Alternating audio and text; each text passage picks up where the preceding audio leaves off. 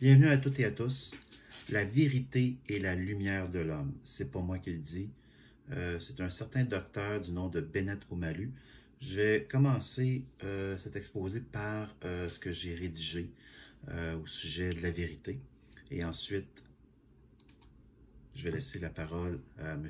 Omalu. C'est moi qui vais parler, mais je vais reprendre textuellement ce que lui, il a dit. Donc, lorsque nous marchons dans la vérité, les connexions de notre cerveau se font de manière plus fluide et on ne se questionne pas sans cesse. Lorsqu'on marche dans le mensonge, les connexions se font mal et peuvent même nous donner des maux de tête. Je vais donner un exemple classique. L'homme marié qui mène une double vie. Ses connexions neurologiques ne se font pas bien car il doit continuellement réfléchir sur ses mensonges pour les ficeler de manière à ce qu'ils paraissent crédibles et véritables, mais les apparentes vérités que sont ces mensonges sont le fruit de connexions déréglées pour assouvir ses propres désirs. Parlez-en à ceux qui se sont fait prendre. Ils vous diront qu'ils sont enfin libérés de leurs nombreux casse-têtes, surtout de leurs mensonges. Et lorsque la vérité a éclaté, ces hommes ont pu enfin retrouver une certaine liberté relative, notamment au niveau de leur schéma de pensée. Les neurones se sont mis à mieux connecter les unes avec les autres. Si vous avez déjà visionné la série culte Colombo, moi en tout cas j'ai adoré cette série-là. Si j'ai l'occasion de les revisionner, je vais le faire certainement. Donc, vous aurez remarqué qu'on nous présente dès le début de chaque épisode le tueur. Colombo doit cependant trouver les preuves pour inculper l'individu du meurtre. Tant et aussi longtemps qu'il croit que c'est le tueur, il ne peut pas l'inculper parce qu'il est dans la croyance, il n'a pas les preuves. Croire n'est pas suffisant. Il doit savoir. Et pour savoir, c'est qu'il y a des preuves hors de tout doute raisonnable. Lorsque Colombo cumule toutes les preuves, il y a comme un déclic qui se fait dans sa tête, dans son cerveau. Et tout le portrait de la scène de crime devient clair et limpide dans sa tête. Ainsi, la vérité, les faits et les preuves viennent comme apaiser ces maux de tête à résoudre l'énigme, car aussi longtemps que Colombo demeurait dans les hypothèses, ses réflexions n'étaient pas aussi limpides. Probablement que les connexions neurologiques ne se faisaient pas adéquatement parce que quand on est rempli d'incertitudes, d'incompréhension, les connexions ne semblent pas se faire de la bonne façon. C'est du moins mon hypothèse à moi. Les faits, les preuves et la vérité viennent éclaircir notre cerveau et les connexions neurologiques se font de manière plus fluide. Ça fait moins mal à la tête quand on est dans la vérité. Et on a l'impression là, que dans notre tête, il y a comme, on dirait que tout se fait de façon claire quand on est dans la vérité. On n'a pas à se casser la tête, à essayer de camoufler un mensonge par un autre mensonge et ainsi de suite. Mais vous savez, la vérité ne peut pas se présenter seule. Sur Facebook, par exemple, combien de reprises que j'ai vu des gens se réclamer de la vérité et de leur magnifique authenticité, à peu près en ces termes. Et ça arrive souvent, et probablement que vous-même, vous avez déjà vu des phrases comme ça qui viennent de différents contacts à vous. Alors, voici à peu près là. Moi, je dis ce que je pense parce que je suis vrai et authentique. Ceux à qui la vérité ne plaît pas, ben qu'ils le dégagent. Je suis certain que vous avez déjà lu quelque chose qui ressemblait à ça. Sauf que la vérité s'accompagne toujours de bienveillance qui émane d'un cœur pur. La vérité, ce n'est pas seulement des paroles qui semblent être vraies, c'est aussi un motif pur qui émane d'un cœur bien disposé, exempt de malice, rempli d'humanité et de bienveillance pour les autres. La vérité, là, c'est pas juste de dire des paroles qui sont vraies, parce que la vérité doit émaner d'un cœur bien intentionné. Et ce cœur-là, Jésus disait, la bouche parle de l'abondance du cœur. Donc, on peut dire certaines vérités pour faire du mal, pour accuser les autres. Mais ça, ce n'est pas la vérité. Parce que la vérité part d'abord d'un cœur pur.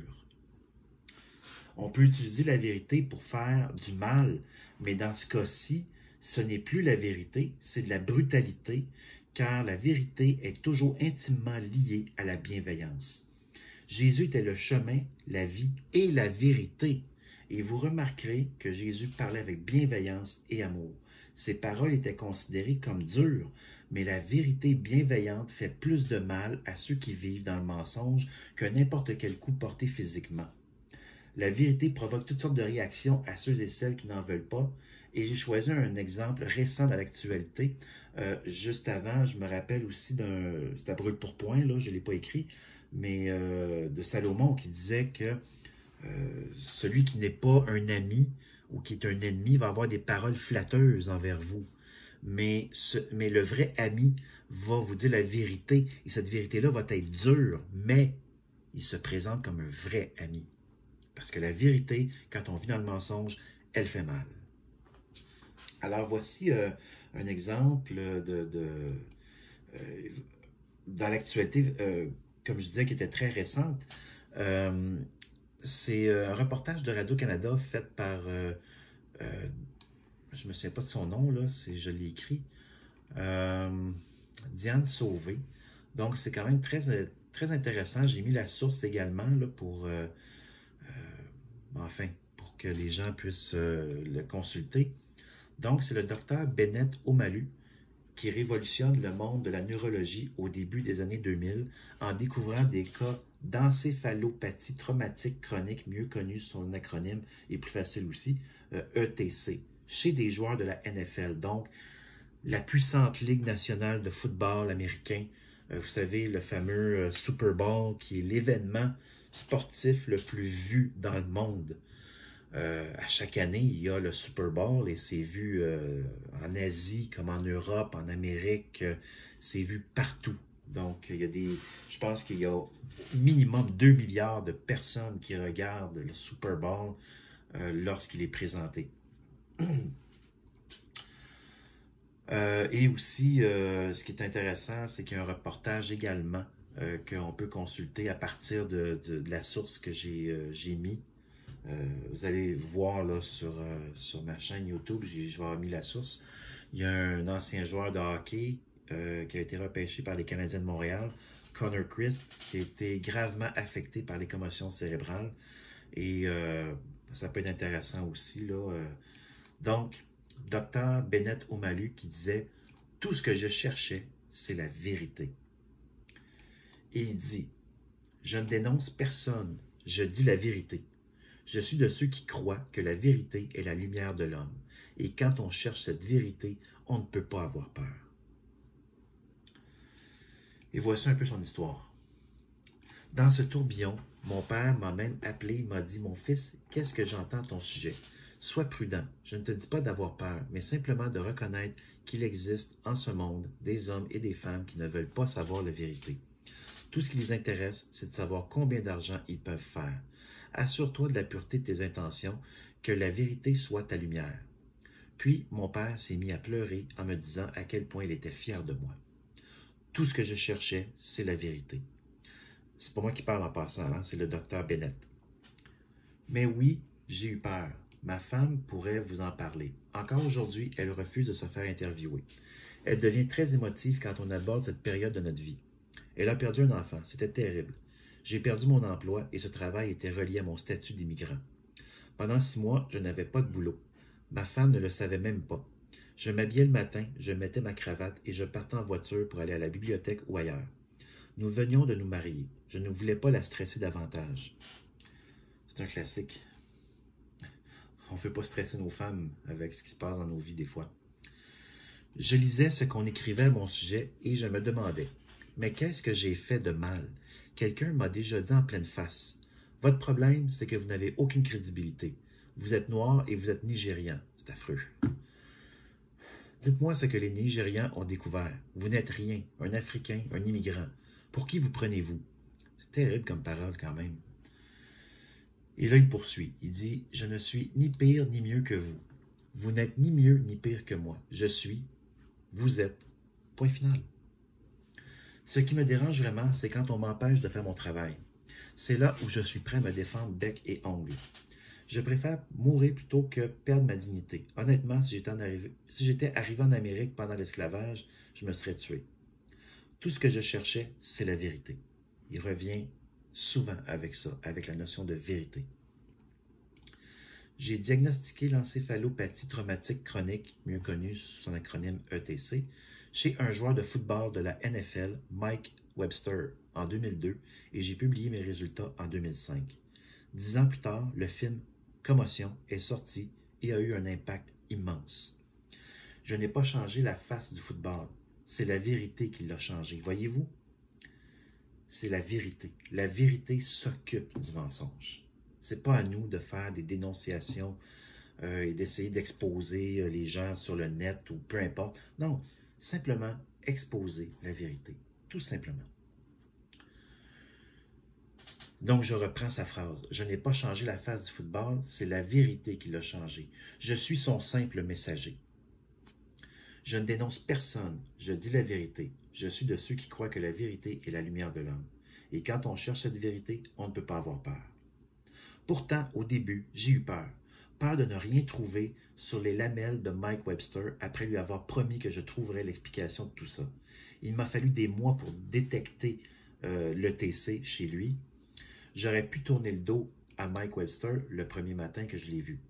Je n'avais aucune raison de faire son autopsie. Donc, vous comprenez que Mike Webster était mort, mais que lui, le docteur, se promettait. C'est comme s'il parlait avec quelqu'un qui était vivant. Il promettait de trouver le problème qui l'a amené à la mort. Cet ancien joueur étoile des Steelers de Pittsburgh avait connu une fin misérable, vivant même dans sa voiture. Sa femme et sa famille le croyaient abruti. Sauf que je me reconnaissais en lui. Il était dépressif. Moi aussi. J'ai lutté contre la dépression toute ma vie, ayant une très faible estime de moi-même. Je n'ai pas honte d'en parler. Les gens croyaient que j'étais un jeune difficile, mais j'avais perdu le contrôle de mon esprit. Voyez-vous, les connexions là, se font mal hein, lorsqu'on se fait intimider ou que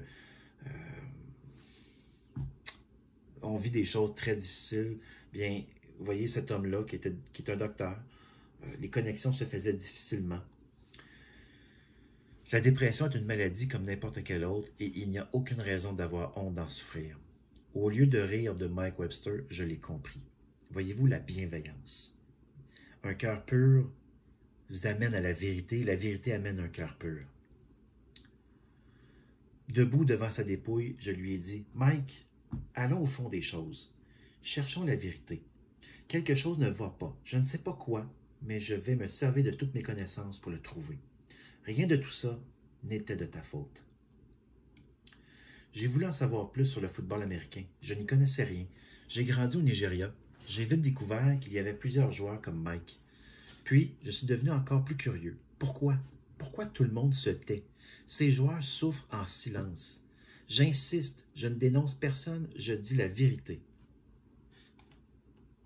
En 2005, nous avons publié nos résultats dans la revue Neurosurgery dans un article identifiant la présence chez Mike Webster de l'ETC. Je ne sais pas comment prononcer là, le nom au complet, mais vous savez, l'encéphalopathie, en tout cas. La NFL a vigoureusement contesté nos conclusions et a voulu que je me rétracte. J'étais consterné.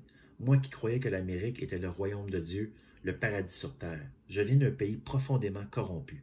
Pour moi, l'Amérique était une terre de lumière et de vérité. Mes symptômes dépressifs se sont alors aggravés. J'avais presque perdu espoir, vraiment. Mais ces moments sombres deviennent souvent les meilleures occasions de réaffirmer qui nous sommes. J'ai choisi de devenir l'espoir que je cherchais. J'ai choisi de faire tout ce qui était de mon ressort pour y arriver. J'ai même financé moi-même mes recherches pour rétablir ma confiance en l'Amérique et en l'humanité. N'empêche que je me suis vraiment senti abandonné par mes pairs, des scientifiques qui ont insinué que j'étais un charlatan. La presse écrivait toutes sortes de méchancetés à mon sujet. Je me souviens des années suivant ma première publication. On m'a traité de manière ignoble lors de conférences auxquelles j'assistais. Je venais contredire les théories déjà établies sur les lésions cérébrales. Et en plus, j'appliquais ça au football. Comment ça au football, me demandait-on. Ils portent des casques. Et moi, je me rappelle de ce débat-là. C'est un débat qui perdure depuis des décennies. Et encore davantage dans les dernières années où on parle énormément de commotion cérébrale dans le sport, particulièrement au football et au hockey. Donc, je ne connaissais pas ce docteur-là. Je suis tombé sur lui par hasard. mais ce débat-là est vraiment très présent chez nous en Amérique. Ceux et celles qui ont rejeté mon concept à l'époque sont aujourd'hui ceux et celles qui ont bâti leur carrière autour de ce même concept. Donc, c'est encore lui qui parle, ok? Vous comprenez? Lorsque vous arrivez avec une idée qui dérange, l'établissement est moins susceptible de vous croire et même de vous accepter. Surtout quand vous n'êtes pas un docteur conventionnel. Je suis un pathologiste judiciaire. Je ne suis pas un universitaire au sens propre du terme. J'occupe un poste de professeur à temps partiel seulement. Je n'ai pas de laboratoire de recherche. Au moment où le film Commotion, qui est Concussion en version anglaise, a pris l'affiche en 2015, la compagnie Sony a envoyé un consultant chez moi pour me parler de célébrité. Après tout, le film raconte mon histoire, ma découverte. Nous avons passé quelques heures ensemble. J'ai grandement apprécié. Quand, aujourd'hui, les gens m'arrêtent à l'aéroport ou à l'épicerie et que certains se mettent à pleurer et veulent prendre des égaux portraits, ça me gêne. Qu'y a-t-il d'extraordinaire à mon sujet? Rien, honnêtement. Je ne suis pas une star. Je vais encore au guichet automatique. Je me fais un devoir de tout faire comme tout le monde. Le Bennett Omalu devant le film est le même que celui après le film. Mais j'avoue que le film Commotion a provoqué une onde de choc auprès de la population. J'aime appeler ça l'effet Will Smith. Vous savez, l'acteur. Je crois que les gens ont pris l'affaire plus au sérieux parce que l'acteur principal était Will Smith, un prince d'Hollywood. Je lui attribue tout le crédit, tout comme à Hollywood, qui a su produire un film percutant. J'ai dû le regarder une bonne vingtaine de fois. Commotion est devenue ni plus ni moins qu'une plateforme pour discuter des blessures traumatiques au cerveau chez les athlètes et les humaniser. Ça a changé des vies. Par la suite, j'ai rencontré plusieurs parents qui m'ont dit avoir retiré leur enfant du hockey ou du football après avoir vu le film.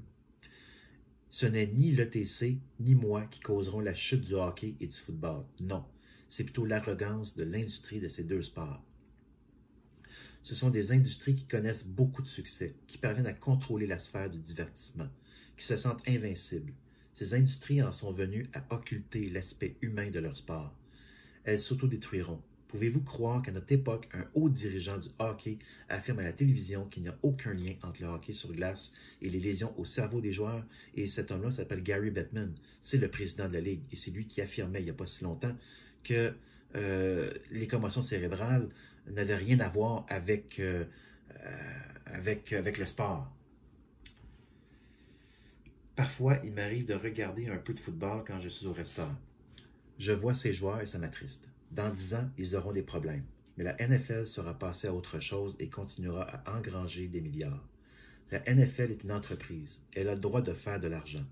Elle ne force personne à jouer à la pointe d'un fusil. Sauf que l'athlète joue au football à ses propres risques. Il n'y a plus d'entente qui va le soutenir. Car l'entente que la NFL a signée pour dédommager ceux qui ont souffert de commotion ne s'applique qu'aux anciens joueurs.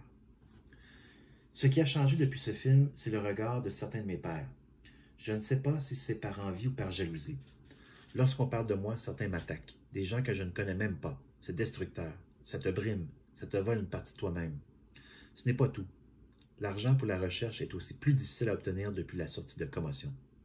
Les gens de Sony m'avaient prévenu. Bennett, vos collègues vont se demander pour qui vous vous prenez. Au lieu de construire avec vous, ils voudront vous détruire. C'est drôle, hein? On peut faire un parallèle avec Jésus. Je ne dis pas que cet homme-là peut se comparer à Jésus. Je dis simplement que, vous savez, l'histoire de la vérité, ça a conduit Jésus à la crucifixion. Quand on vit dans le mensonge, on ne veut surtout pas que les gens viennent nous dire la vérité. C'est ça qui est un peu qui est très triste là, dans cette histoire-là. Je ne comprends pas qu'il existe une si féroce compétition entre scientifiques. Pourquoi? Je ne suis rattaché à temps plein à aucune institution universitaire précisément pour ça. Thomas Piketty, dans son livre « Le capital au 21e siècle », parle de cette compétition comme de la science au service de la science. La véritable science est au service de l'humanité. Alors, si tu es scientifique pour les bonnes raisons, tu ne devrais pas être en compétition avec les autres.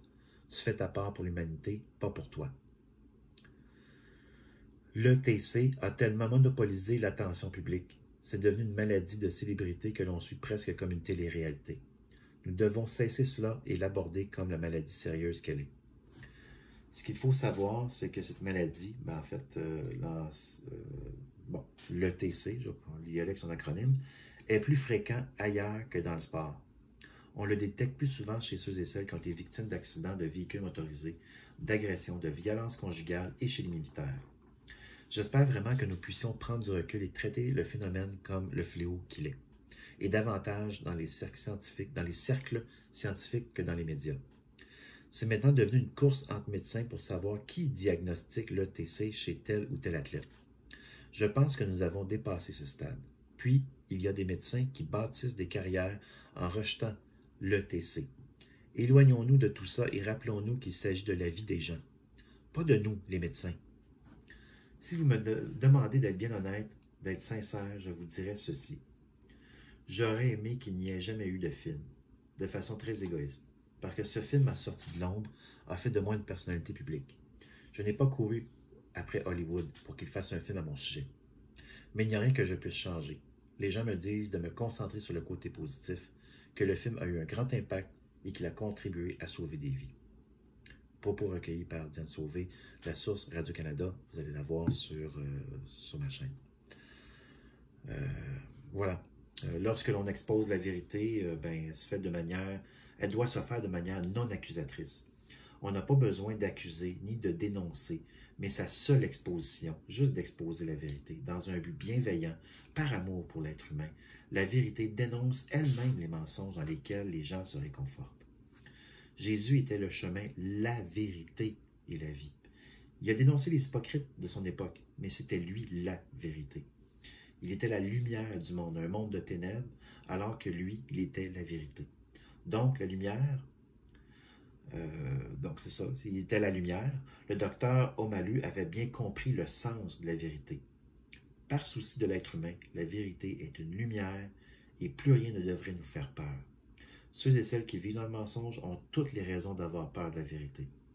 La vérité s'accompagne inévitablement de bienveillance et c'est cette vérité qui nous affranchit de nos croyances. Jean, chapitre 8, verset 32. Alors voilà, c'était un éloge de la vérité et je voulais prendre un exemple très récent, un exemple qui est connu également parce que c'est un problème par rapport aux commotions cérébrales. C'est un problème qui est très, très présent dans le sport ici en Amérique. Donc, je trouvais que ça faisait du sens de coller ça à ma vidéo et au texte que j'ai rédigé. Donc, voilà. Je vous remercie. À bientôt.